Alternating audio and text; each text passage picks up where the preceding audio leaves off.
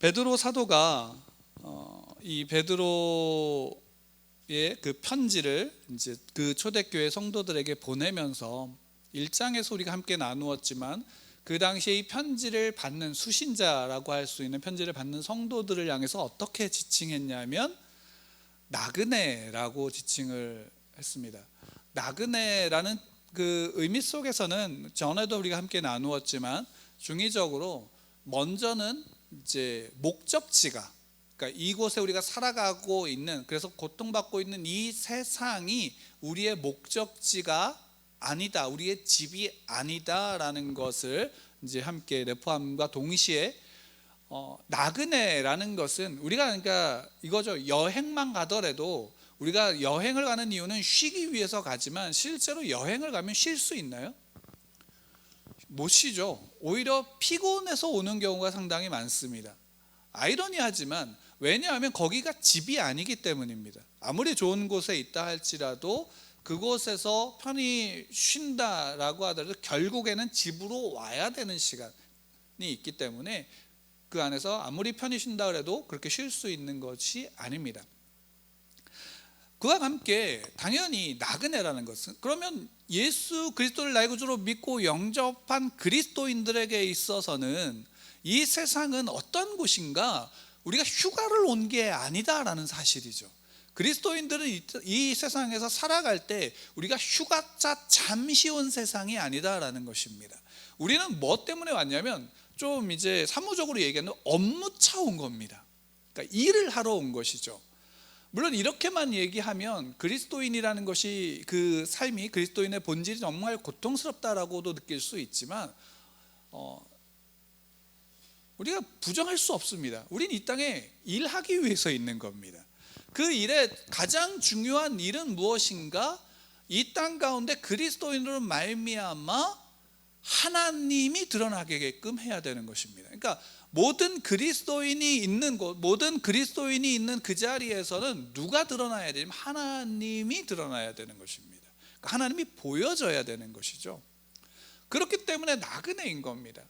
그러니까 사도 베드로가 당시에 고통받고 있는, 그러니까 황제의 그 우상 앞에 절하지 않고 믿음을 지킨 성도들을 향해서 너희들 그것 때문에 경제 생활이 안 되고 실제 너희들 삶이 고통스럽다 하더라도 야, 그래도 어쩔 수 없어, 우리는 나그네야, 그리고 그 안에서 믿음을 지켜야 돼 라고 이제 사도 베드로는 성도들에게 이야기를 하고 있는 겁니다. 우리의 삶, 우리 그리스도인의 삶의 본질은 결국 사도 베드로가 편지를 썼던 2000년 전의 그 시대나 지금의 우리나 또한 앞으로 올 모든 시대의 그리스도인들은 결국 그 본질은 변할까요? 변하지 않을까요? 그리스도인의 그 본질은 변하지 않습니다. 삶의 양식과 형식은 달라지죠. 삶의 모양이 달라질 뿐인 겁니다.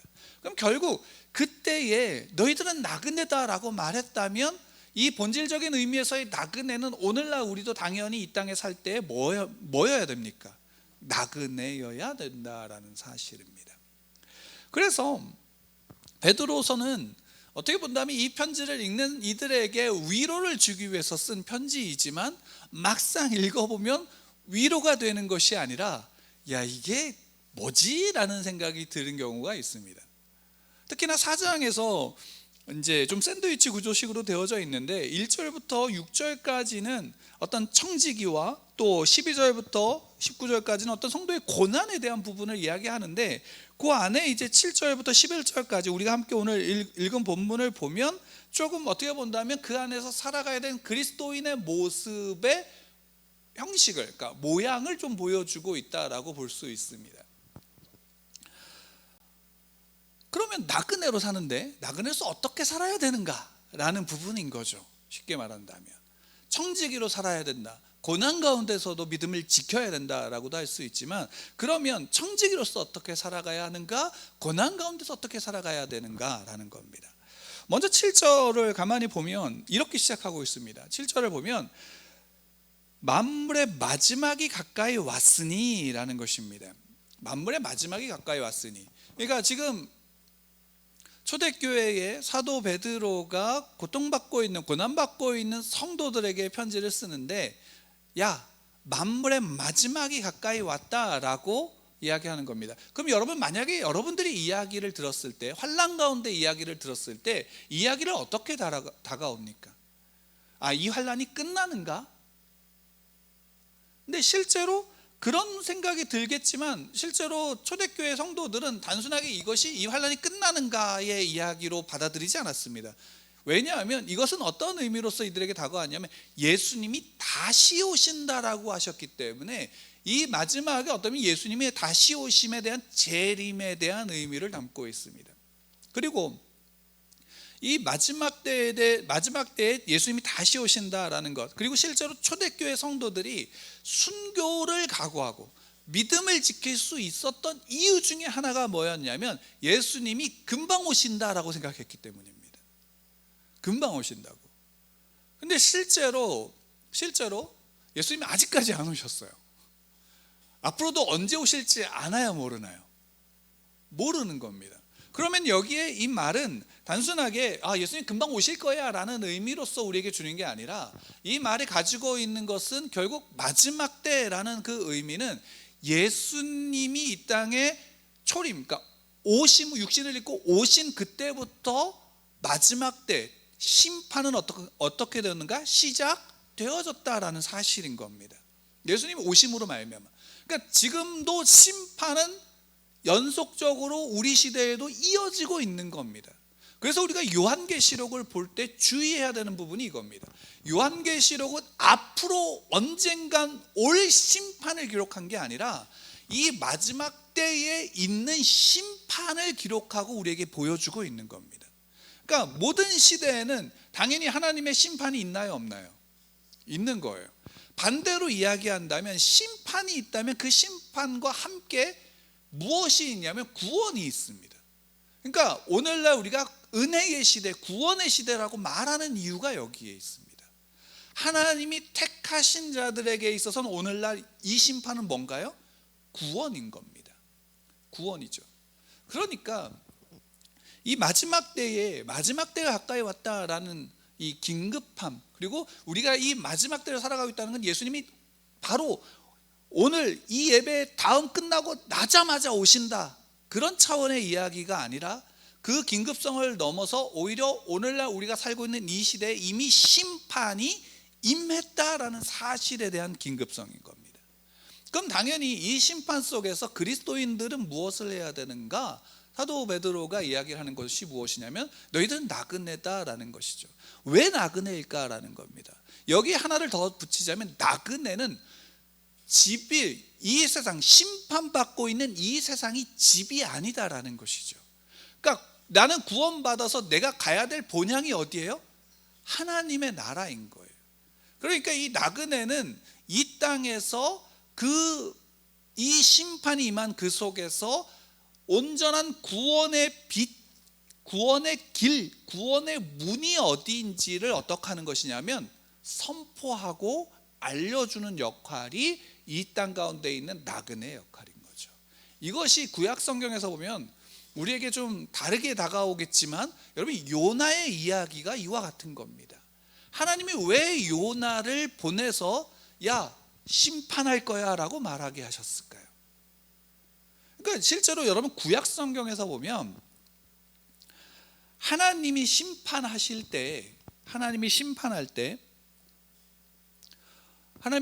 때 진짜로 하나님께서 구원하셔야 되겠다라고 하면 심판을 먼저 보내시는 것이 아니라 무엇을 보내시냐면 메신저를 보내죠. 메시지를 보낸다는 거예요.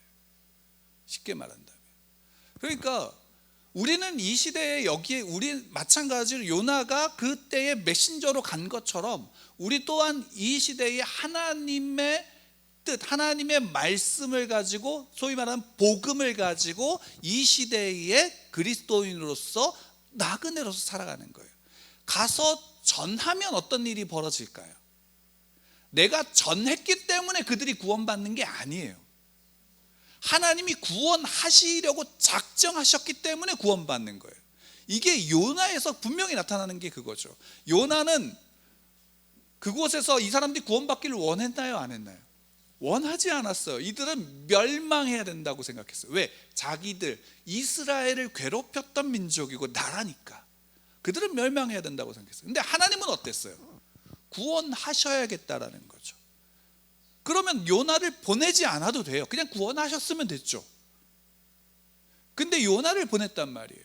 그리고 요나가 한 일은 며칠을 돌아서 다 못 돌 그 큰 성을 하루 만에 그냥 끝에서 끝으로 와서 그냥 얘기한 것 뿐이에요. 근데 그 이야기를 듣고 그 모든 성과 나라가 어떻게 됐어요? 다 회개하는 역사가 일어난 거죠.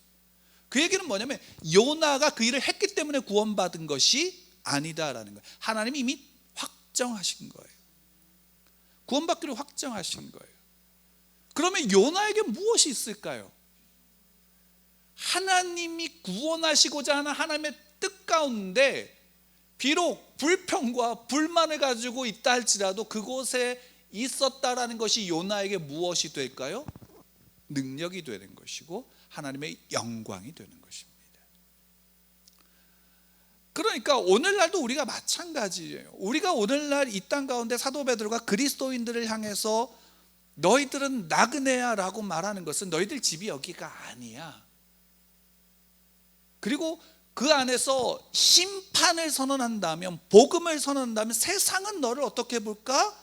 사도 바울이 말한 것처럼 미련하다라고 말할지 모르고, 아니 미련하다라고 얘기할 거야.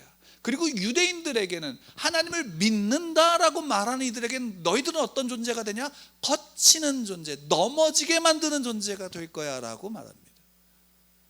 거치는 돌이 되어지면 어떨까요? 사람들이 그 거치는 돌을 보면서 화를 내고 밟아버리고 때로는 뽑아버리려고 하죠. 그러니까 그리스도인들은 이 땅에서 복음을 전한다라는 것이 무엇인가? 너희들이 이 땅에서 세상이 원하는 복을 누리기 위해서 이 땅에서 복음을 전하고 그리스도인이다 라고 한다면 사도 베드로는 베드로서의 전체에서 말하고 있는 거예요. 아니다라는 것이죠. 오히려 그 속에서 너희들은 나그네야 라는 정체성을, 본질을 더욱더 확고히 하고 있는 것입니다. 그 안에서 그러면 그래 마지막 때는 바로 지금이 그래서 마지막 때야. 심판이 이미 임했잖아. 그 심판 속에서 너희들이, 우리 그리스도인 하나님의 자녀들이 해야 될 것은 복음의 빛을 비추고 그 빛 속에서 구원의 길이 비춰지게 하고 구원의 문이 드러날 수 있도록, 예수 그리스도가 내가 길이요 빛이요 생명이다라고 하신 예수 그리스도가 드러낼 수 있도록 비추는 존재들이 누구예요? 그리스도인들인 것입니다. 그럼 그리스도인들은 어떻게 하는가? 이 땅에서 마지막 때에 너희들 어떻게 했냐? 정신 차리고 근신하여 기도하라라는 거죠. 정신 차리라는 것은 깨어 있으라라는 의미입니다. 같은 의미입니다.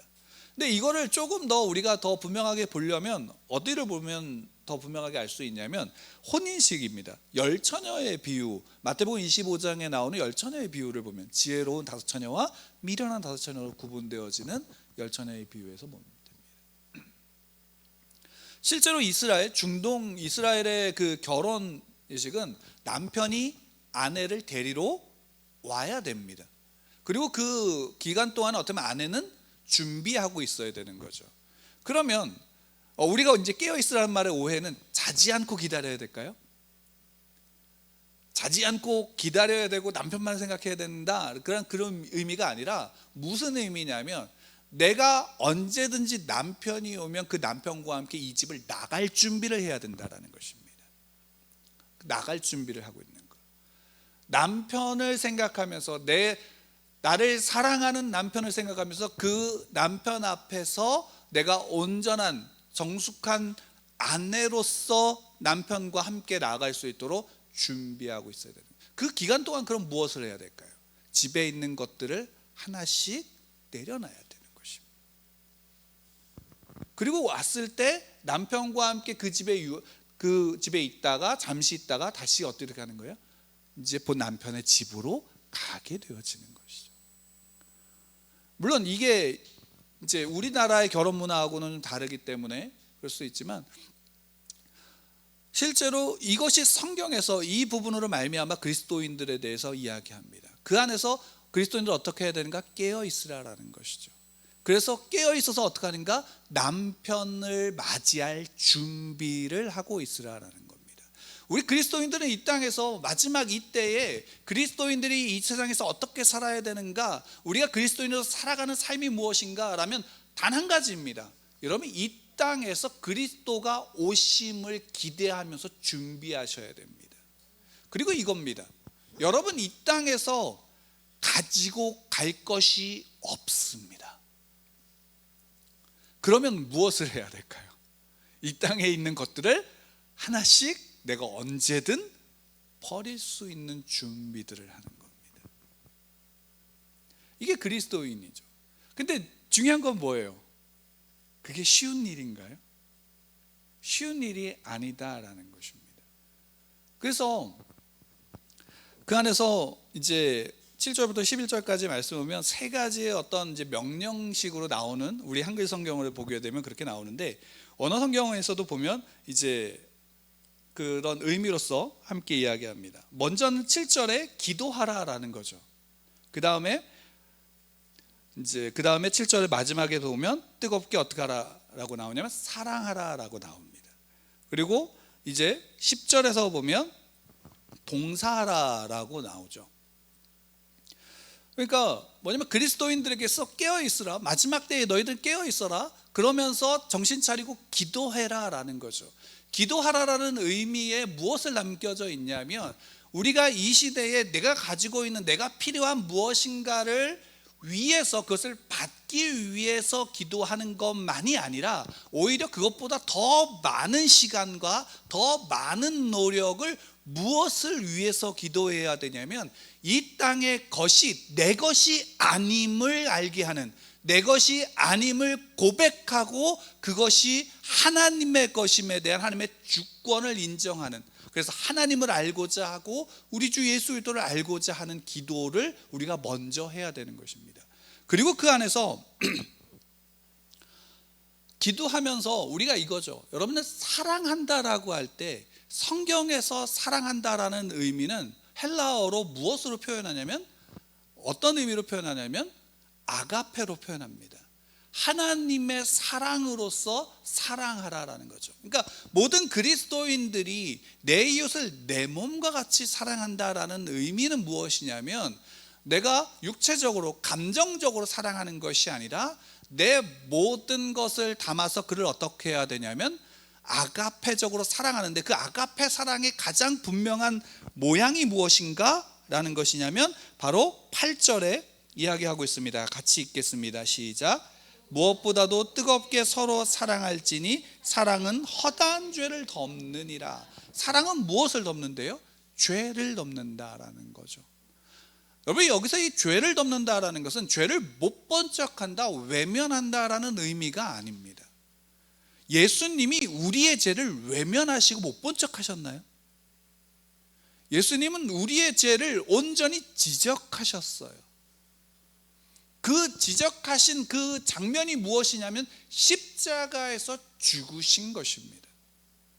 십자가에서 죽으신 거예요. 다만 그 죄로 말미암아 우리를 비난하고 조롱하고, 그 죄로 말미암아 우리를, 그 죄의 결과로 말미암아 우리를 죽이려고 하지 않고 오히려 그 죄를 예수 그리스도가 친히 자신에게 덮으심으로 말미암아 우리를 어떻게 하셨어요? 살리셨다라는 거죠. 이게 아가페적인 사랑의 본질인 겁니다. 여기에 예수님이 대가를 원하셨나요? 우리의 착각은 이겁니다. 우리의 신앙 속에서 우리가 가지고 있는 정말 쉽게 범하는 착각이 뭐냐면, 내가 구원 받았으니 이제는 내가 예수님의 사람으로서 살아가야 돼 할 때 이 부분에서 무엇을 가져오냐면, 마치 내가 구원 받았으니까 당연히 내 힘으로서 그렇게 해야 된다라는 착각을 갖는 겁니다. 그리고 그것으로 말미암아 내가 받은 은혜, 구원을 보상해야 된다라는 것을 생각한다라는 거죠. 은연중에 우리가 이것이 굉장히 많습니다. 그렇기 때문에 항상 어떤 식으로 반응이 나오냐면, 누군가가 구원받았고 누군가에 대해서 어떤 이제 은혜를 경험했으면 거기에 항상 조건을 따라 붙여요. 너가 그럼 이제는 이렇게 해야지, 너가 그럼 이제는 이렇게 해야지라는 거죠. 그게 틀린 말이 아니라 그 조건이 마치 보상, 마치 하나님의 받은 그 은혜에 대한 보상처럼 느껴지게 만드는 은연중에 우리 안에 그것이 묻어난다라는 거예요. 우리가 하나님의 말씀대로 사랑하는 것, 사랑하며 살아가는 이유는 무엇이냐면 그 은혜를 받은 자이기에 사랑을 전하며 사랑을 나누어 주며 사랑을 넘치게 하는 것밖에 할 수 없기 때문입니다. 그 사랑이 예수 그리스도의 십자가의 사랑이 내게 부어져서 내가 구원받았다라고 한다면 그 사랑이 내 안에 어떻게 될까요?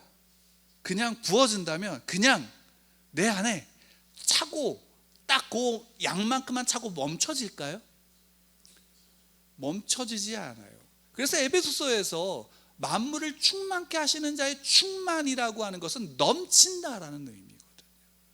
그리스도인이 있는 그곳에는 내가 사랑하려는 의지도 필요하지만 근본적으로는 내가 받은 사랑의 깊이가 내 안에 담겨지는 것이에요. 거기에는 당연히 그러니까 대가가 있어요, 없어요? 대가가 없는 거예요. 대가가 없는 거예요. 왜 부모의 사랑을 하나님의 사랑과 비유할까요? 부모의 사랑의 전통적인 부모 사랑의 그 이야기, 그 본질은 뭐예요? 자녀를 위해서 모든 것을 주지만 자녀에게 그 모든 것을 준 것에 대해서 대가를 받으려고 주나요? 아니면 그냥 주나요? 그냥 주는 거죠. 물론 그 중에 나중에는 내가 너에게 어떻게 했는데 라는 한탄도 나오긴 하지만 실제로 부모 사랑의 본질은 그겁니다. 그래서 아름다운 거잖아요. 그래서 고귀한 거잖아요. 부모님의 사랑이라는 것이. 예수님께서 우리에게 주신 사랑이 그것입니다. 거기 그 아가페의 사랑은 대가가 아니에요. 그리고 그 죄를 지적하고 너 이거를 내가 고치게끔 만들 거야도 아니에요. 우리가 죄를 덮는 것은 뭐냐면 그 안에 무엇이 드러남으로 죄가 드러나게 만드는 것이 빛이 비추어짐으로 어둠이 드러나게 만드는 거예요. 그럼 당연한 얘기죠. 우리는 죄를 지적하는 자가 아니에요. 우리는 빛을 우리 안에 거하시는 예수 그리스도의 생명의 빛이 비추어지게 하는 거예요. 그게 복음이잖아요. 근데 그것을 우리 힘으로 할 수 있어요? 없으니까 뭐 해야 되는 것이에요? 기도해야 되는 것입니다. 날마다 주 앞에 나와 기도해야 되는 것이에요. 우리 오늘 예배 때도 십계명을 낭독했지만 여러분 십계명 한번 쪼개서 보세요. 우리가 십계명 지킬 수 없는 율법이라고 얘기하지만 실제로 십계명의 내용을 한번 보세요. 1계명부터 4계명은 하나님에 관한 것이지만 5계명 이하는 인간의 관계예요. 5계명이 뭐예요? 내 부모를 공경하라잖아요. 언제 배우시나요? 부모를 공경하라고. 거짓말 하지 말라고 언제 배우시나요? 유치원도 가기 전에 배우잖아요. 그럼 어린아이가 지킬 수 있는 것, 그러니까 그 얘기는 반대로 얘기하면 모든 인간이 가장 근원적으로 지켜야 되는 인간다움이 거기에 담겨져 있는 거예요. 우리는 근데 그것조차도 못 지키잖아요. 그것조차도 못 지키는 게 우리라고요. 그러니까 그 주의 도우심을 내가 구원받았어 라고 해서 내가 다른 사람의 죄를 지적할 깜냥이 우리에게는 없어요. 우리는 그 빛을 비출 뿐이에요. 그리고 그 빛 가운데서 내 죄를 비추어야 되는 것입니다. 사랑이라는 것은 거기에 있어요. 죄를 들추어 내서 그 죄를 까발려서 그 사람을 고치려고 하는 것에 있는 것이 아니라 오히려 부모와 자식 관계에서도 그렇게 부모가 자녀를 고치려고 하면 할수록 어떤 일이 벌어지나요? 관계가 틀어지게 되어지는 일이 우리의 옆에서도 있잖아요. 그러니까 복음 가운데서 우리가 그 사랑한다라는 것은 죄를 덮는다라는 것은 결국 내가 그만큼 더 주 앞에 기도함으로 주의 복음이 내 안에서 넘치게 만들어야 되는 것이죠.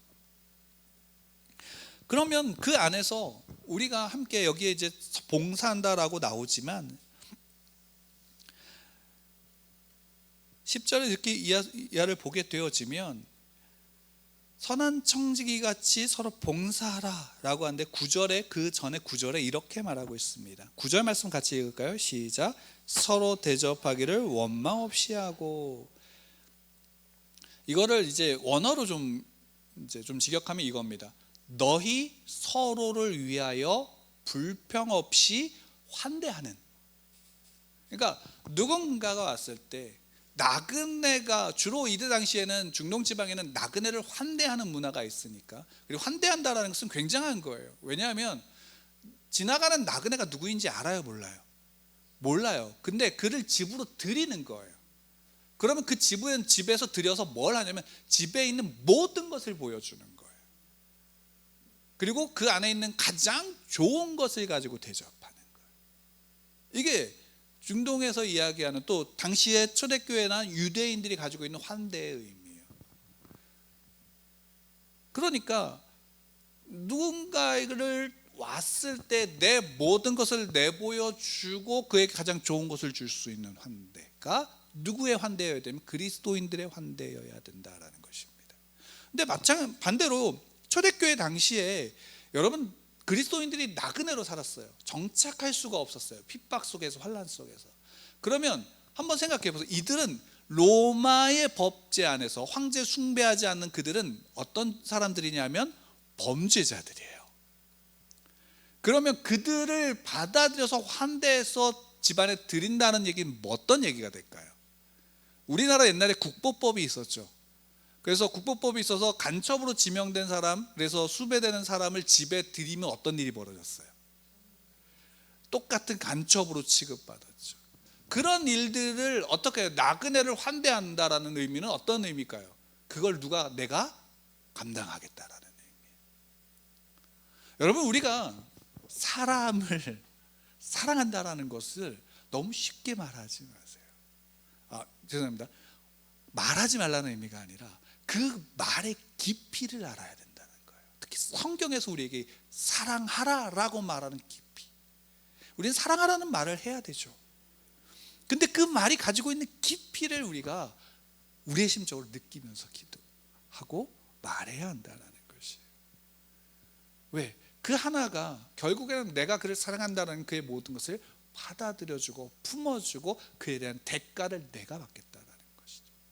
예수님께서 십자가에서 죽으심이 바로 그거예요. 복음이 뭔가요? 예수님 나를 위해서 십자가에서 내 죄를 지시고 대신 죽으셨어 라는 것으로 말로 끝날 말이 아닌 거예요. 그분은 나의 모든 대가를 대신 지시고 감당하신 거예요. 그리고 예수님께서 복음을 우리에게 주시고 복음을 전파하라라는 것은 우리도 또한 그와 같이 하라는 거예요. 그래서 11절에 말하잖아요. 11절 말씀 같이 한번 읽겠습니다. 시작. 만일 누가 말하려면 하나님의 말씀하시는 것 같이 하고 누가 봉사하려면 하나님이 공급하시는 힘으로 하는 것 같이 하라. 이는 범사의 예수 그리스도로 말미암아 하나님이 영광을 받으시게 하려 함이니 그에게 영광과 권능이 세세에 무궁하도록 있느니라. 아멘. 그러니까 이게 복음인 거예요. 우리가 말하는 것은 누가 하듯이 하는 거예요? 그리스도가 하듯이 하는 거예요. 내가 나누는 것은 누가 하는 거냐면 하나님의 힘으로 나누는 거예요. 그럼 우리의 안에서, 쉽게 말하면 우리가 살아가는 우리의 삶 속에서 나라는 존재는 누구 안에 묻혀지는 거예요? 그리스도 안에 묻혀지는 거죠. 근데 놀라운 게 뭐예요? 놀라운 건 하나님이 그러한 아무것도 아닌 나, 하나님이 이미 구원하시기로 작정하셔서 구원을 행하고 계시는 것 속에서도 누구를 하냐면 나를 들어서 거기에 서게 하심으로 그 하나님의 영광 가운데 함께 있게 하신다라는 사실이에요. 이게 우리의 복음이에요. 복음을 전한다는 것은 내가 주는 게 아니에요. 복음을 전한다는 것은, 복음 가운데 산다라는 것은 내가 하나님께 그 영광 가운데 받는 거예요. 여러분의 삶이, 그리스도인의 삶이, 우리의 삶이 복된 이유가 여기에 있습니다. 여러분, 그리스도의 복을 누리시길 바랍니다. 복음으로 누리시길 바랍니다. 내 것으로 하는 게 아니라 그리스도께서 말하는 것으로 여러분들 말하길 바랍니다. 하나님의 힘으로 나누시길 바랍니다. 내게 허락하신 것 하나님이 주신 것임을 인정하시고 고백하시기 바랍니다. 아직 나는 그 아가페의 사랑까지 나가지 못했어. 예, 우리 다 못했어요. 그래서 어떡하나요? 그래서 뭐부터 시작하셔야 되는지 아시나요? 우리에게 가족을 주셨잖아요. 여러분, 가족이 천국이 되어야지, 하나님의 나라가 되어야지, 내가 모이는 가족이 지옥이 되면 안 됩니다. 그러니까 이런 거죠. 옆에 있는 사람이 아니라 내가 있음으로 그렇게 된다라는 사실을 먼저 생각해야 합니다. 우리가 그 사실을 먼저 인지할 필요가 있고, 우리가 고백할, 우리의 믿음은 거기에 있습니다. 우리는 누구를 믿나요? 저희 장인어른하고 함께 이야기하면서 말씀을 맺으려고 하는데 그 이야기를 하셨습니다. 장인어른하고 함께 이야기하면서 그런 얘기를 했습니다. 물어봤어요. 무엇을 믿나요? 우리는 왜 그리스도인입니까? 라고 말씀하시는 답이 하나님을 믿으니까, 예수님을 믿으니까. 그럼 예수님의 무엇을 믿나요? 예수님이 우리에게 십자가에 진 복음을 믿죠. 그럼 구원받은, 그런 말에 우리가 구원을 받았어요. 그럼 구원받은 그리스도인은 어떻게 살아야 하나요? 믿음으로 살아야 하죠. 그 믿음으로 산다라는 것의 의미는 무엇일까요? 말씀대로 산다. 말씀대로 온전히 순종하신 분이 누구인가요? 예수 그리스도시죠. 우리는 그리스도인은 말씀대로 살아야 됩니다. 그리고 말씀대로 온전히 순종하신 분이 예수 그리스도예요. 그럼 우리는 그분과 같이 살아야 하는 겁니다. 우리의 말은 그래서 그리스도와 같은 말이 되어야 합니다. 우리의 능력은 하나님의 능력이어야 합니다. 여러분들의 지금 능력이 있다면, 여러분들에게 지금 무엇인가의 힘이 있다면, 또 여러분들에게 무엇인가를 갖고 있다면, 여러분 이 땅에서 그것은 여러분의 것이 나의 것이 아닙니다. 하나님의 힘이요 능력입니다. 우리는 그 하나님의 것을 사용합니다. 그러면 놀라운 것은 뭐냐면, 우리는 집으로 갈 때까지 계속해서 하나님의 힘 가운데서 힘을 내 것처럼 사용할 수도 있을 것입니다. 왜? 하나님께서 분명히 그렇게 하십니다. 자녀들에게 먹을 것을 주십니다. 또 예수님께서 말씀하셨죠. 종에게 먹을 것을 주는 것이 주인의 마땅한 의무다라는 겁니다. 주인이 종에게 먹을 것을 주는 것이 마땅하다. 우리 먹을 것 걱정하지 않으셔도 됩니다. 만약에 하나님이 우리에게 먹을 것을 주지 않는다, 이렇게 생각하십시오. 가야 할 때가 되었구나. 그렇죠? 우리가 그 사실을 믿고 그 믿음 가운데서 그 믿음의 복을 누리는 저와 여러분들이 되기를 축원합니다.